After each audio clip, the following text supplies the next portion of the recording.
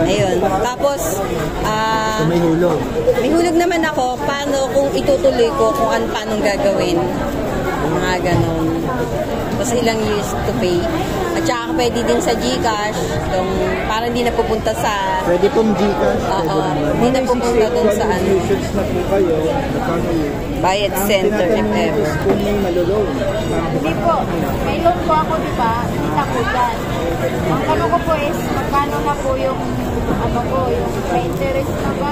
Magkano na po na lahat-lahat? Ay, hindi ko malulugan. Hindi na, kasi... Yung 2021 tama na. Okay. Tagal na. October 8, 2021. Naloon nyo na rin, or 5. Kasi kukulong na yung siya. Diba? 3 years ago lang naman. Magkano na po? May 10,000 na ba? Ma'am, in total, ma'am, sulat ko na lang kung Hindi po. 6,383. 6,000. Yung Hulugan ko na nga lang yan. outstanding.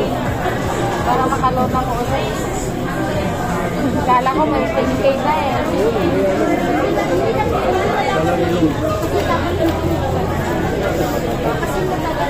Ilan taon po pag pwedeng na mag-pension sa SSS?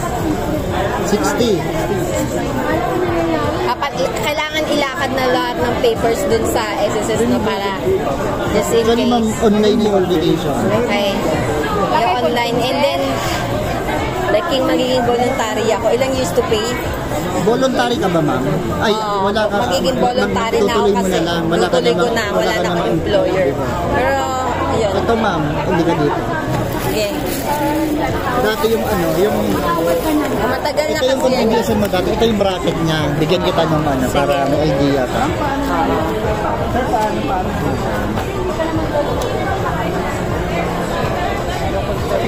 2013. Tagal na, no? May 6 palang hulog mo. Tapos kung i-continue ko, ano nang gagawin? Diretso bayad. Diretso lang sa payment lang.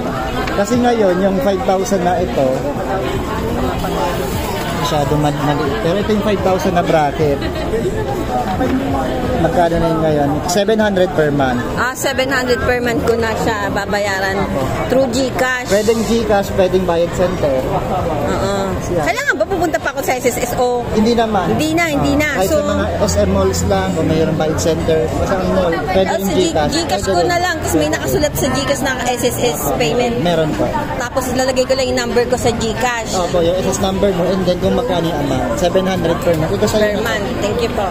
Actually, pwede mong taasan kung gusto mo. Voluntary naman yan. Depende yun. Titignan mo lang yung ano dito. Ito yung mga amount. Kunyari, 700, gusto kong taasan any amount, okay lang. Pwede Parang naman, di ba? Top up ko na lang yon. Pwede ako mag-top up kung kunyari, mapera ko itong month na to, ginawa kong malaki biglaan. Pwede naman. Para, at ilang years to pay po ba? Eh sa ngayon ma'am, meron ka palang 6. Ay, paano ilang years to pay? Every month siya. Di ba? Every month siya. 6 pa lang. 6 na buwan ka pa lang. Oo. 120 months para maging qualified ka na magkakaroon ng pension. 120 man. So, ilang... 10 years yun. 10 years. Mag-ano ulit ako ng 10 years. Hindi na, actually, hindi kasi 6 naman. months pa lang kasi 6 wala pang months pa 1 lang. year. So, Pero, I'm 46, mga 56 ko matatapos if mag-i-start ako ngayong month. opo. Pag 56 years old ako, 10 years na ako nakapay Basta ng tuloy-tuloy yung contribution mo. Kung na-miss ko yung 1 month, pwede ko lamang i-double. Habulin. Eh, hindi po. Hindi pwedeng magdoble. Pero pwede mong habulin sa susunod naman. O kunyari, 700 lang this month, gagawin doble. ko 1,400. Pwede ba yun? Hindi. Hindi. Kailangan ang gagawin ko pa. Ano lang kasi wala namang, hindi naman makikredit na ngayon. Kasi halimbawa na hindi mo nahulugan yung previous mo.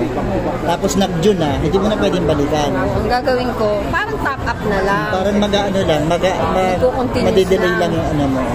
So pag nag-delay ako ng isang month, yung 10 years ko, idadagdag ko yung another. Pero actually naman, mag-10 years ka naman, wala ka pa naman 60. Kasi ang retirable age naman 60 years old. So kung mag-start ako ngayon, 56 pa lang ako. So hanggang 60 years old, basta mapuno mo yung 120, qualified ka na. Okay pala. Sige po, thank you po. Pero pwede